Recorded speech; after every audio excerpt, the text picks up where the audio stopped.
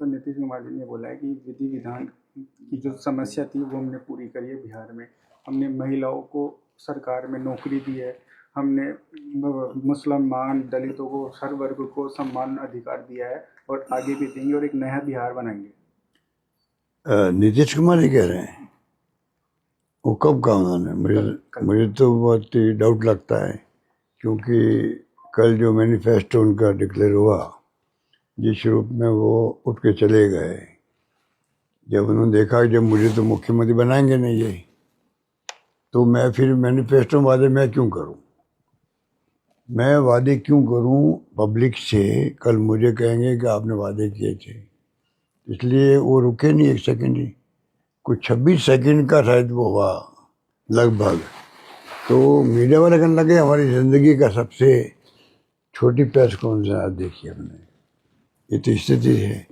तो नीतीश कुमार ही फॉर्मेलिटी कर रहे होंगे जो आप कह रहे हैं।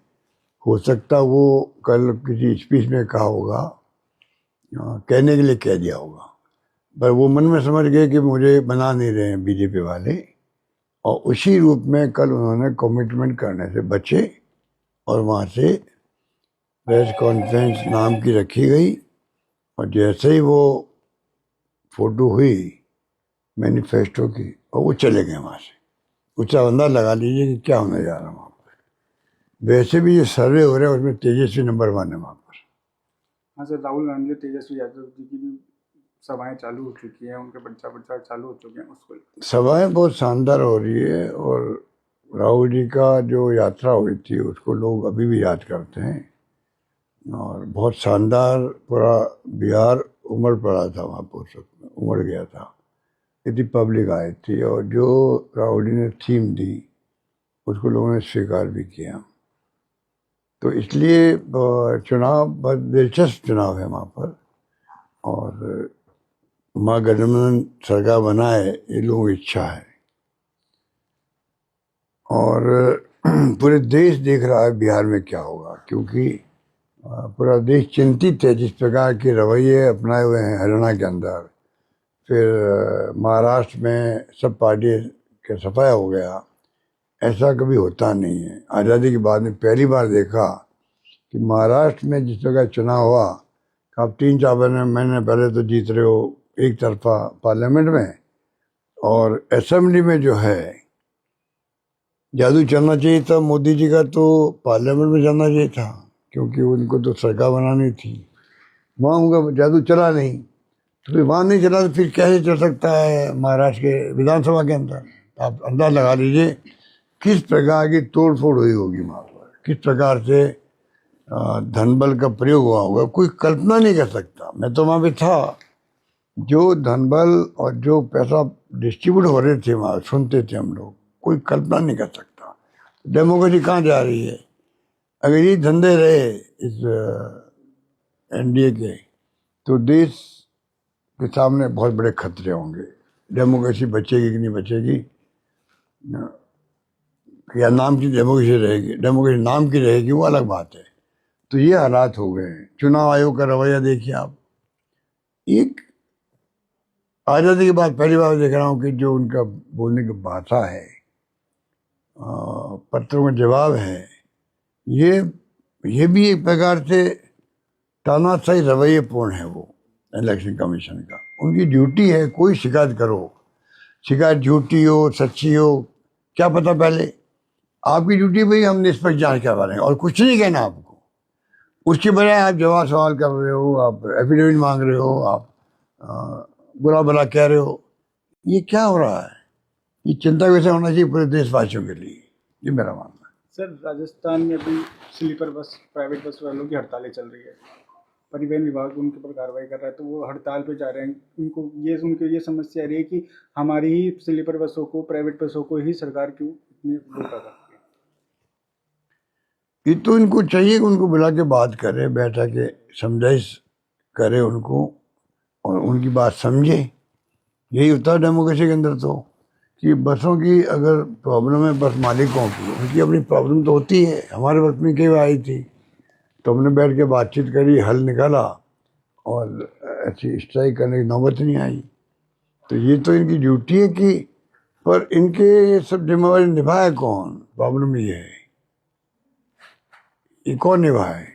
मुख्यमंत्री सब काम नहीं कर सकते, तो भले आदमी है पंडित भजनलाल जी, तो फिर करे कौन इनके कामों को? करे कौन? तो इसलिए ये सब समस्या पैदा होती जा रही है। क्या देखिए, रेप होना, डकैती होना, हत्या होना, ये तो आम बात हो गई है। मतलब समझ में नहीं आता कि इतना बड़ा चांस मिला मुख्यमंत्री जी को, मुख्यमंत्री बनने का। पहली बार आप एमएलए बने हो, पहली बार मुख्यमंत्री बन गए, तो उनको तो पूरी अथॉरिटी के साथ में राज करना चाहिए, कल की चिंता नहीं करनी चाहिए, तब वो कामयाब होंगे। वो कल की चिंता करते हैं कि पंडित हैं, पंडित जी हमारे जो हैं, पंडित भजनलाल जी पंडित हैं, तो कल की चिंता करते हैं। हम उनको कहते हैं आप कल की चिंता मत करो, जम के राज करो, अथॉरिटी से राज करो, तो रास्ता में भला होगा, आप सुशासन दे पाओगे, गुड गवर्नेंस दे पाओगे, तो जनता का भला होगा नहीं होगा। चारों ओर हाहाकार मचा हुआ है, कोई हमारी सुनवाई नहीं हो रही है, किसके पास जाए हम लोग शिकायत करने के लिए? मतलब लोग इतने दुखी मैंने नहीं देखे कभी राजस्थान में जितने दुखी पंडित भजनलाल जी के शासन में हो रहे हैं।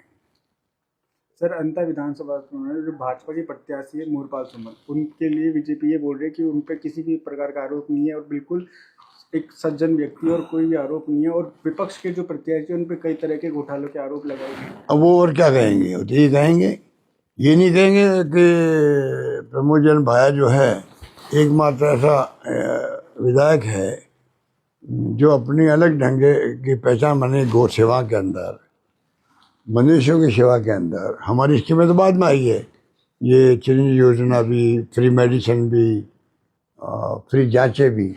ये प्रमोद जैन भाया वो व्यक्ति जो कोई भी 12 के गरीब लोग आ गए, शहरी आदिवासी आ गए, कोई नागरिक आ गया हो जिले का या आसपास का, तो पूरे वो उनकी पत्नी जो है अस्पतालों के अंदर मरीजों का ख्याल भी रखती हैं, मरीजों के साथ में आने वाले जो अटेंडेंट होते हैं उनका ख्याल भी रखती हैं। गौशालाओं का काम वो नंबर 1 कर रहे हैं। हमने उनको मंत्री बनाया इसीलिए गो पग देखते हुए। सामूहिक शादी 2-2 हजार जोड़े एक साथ में शादी, कभी सुना आपने? वो कराते हैं गरीबों के लिए।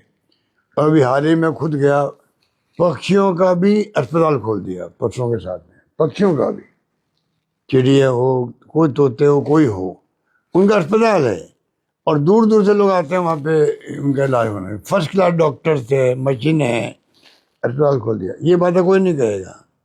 तो इसलिए तो चुनाव में तो ऐसी बातें बोलना तो आप इनके पास कहने को है नहीं कुछ भी, बीजेपी के पास कहने को कुछ नहीं है, इसलिए ऐसी बातें करेंगे। पर वहाँ मैं उम्मीद करता हूँ कि प्रमोद जैन भाया को चुनाव जिताना चाहिए वहाँ की पब्लिक को। मैं अपील भी करना चाहूँगा उनसे कि आप कांग्रेस के उम्मीदवार प्रमोद जैन भाया को कामयाब करें।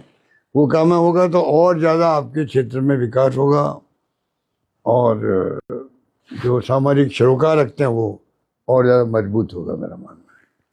सर, ऐसी चर्चाएं चल रही हैं कि जैसे पहले अभी निकाय और पंचायत के चुनावों में जो कैंडिडेट्स खड़े होते हैं उनके 2 ही बच्चे होना जरूरी है, लेकिन ऐसी चर्चाएं चल रही हैं कि उसको बदला जा सकता है, जिनके 3 हैं या 2 से ज्यादा हैं वो भी पार्टिसिपेट कर सकते हैं चुनाव में। किस तरह से देखते हैं? समय के साथ साथ में अगर कोई सरकार फैसला करती है तो अभी तो मेरे पास इसकी कोई सूचना है नहीं। अगर सूचना मेरे को मिलेगी किस रूप में क्या कहना चाहते हैं तो हम लोग उसका जवाब देंगे आपको। पर समय के साथ में हो सकता है कि कई राज्यों में ऐसी स्थिति बनी है जो आप कह रहे हो, शायद और राज्यों में भी कुछ फैसले हुए हैं, तो इसलिए मैं तुलना नहीं कर सकता। पहले देखते हैं कि वो उनकी मंशा क्या, पहले देखेंगे उसके बाद बोलेंगे आप। ठीक है। ओके।